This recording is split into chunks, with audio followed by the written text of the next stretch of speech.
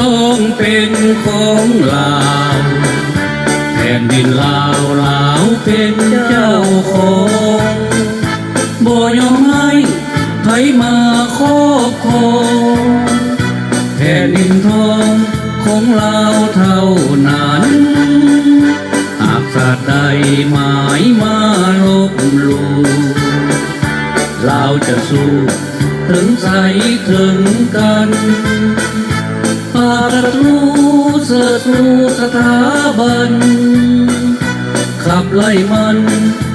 หายไล่หนีลุกขึ้นเถิดชาวลาวทั้งปวง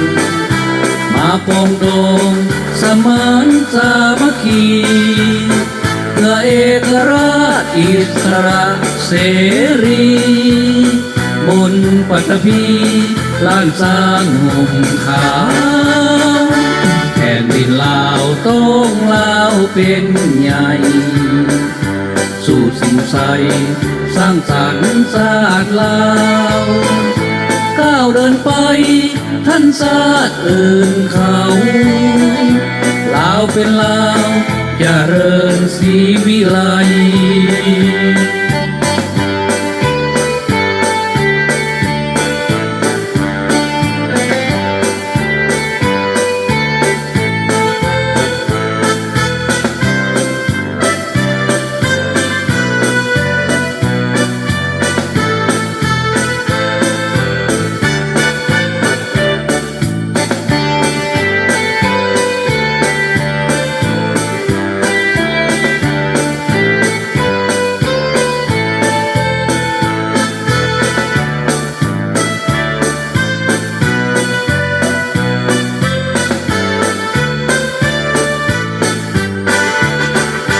แผ่นดินลาวต้องเป็นของลาว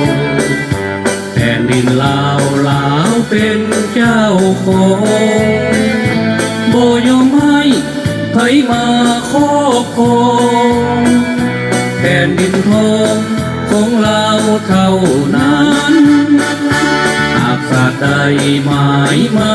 ลบลู่ลาวจะสู้ถึงใจถึงกัน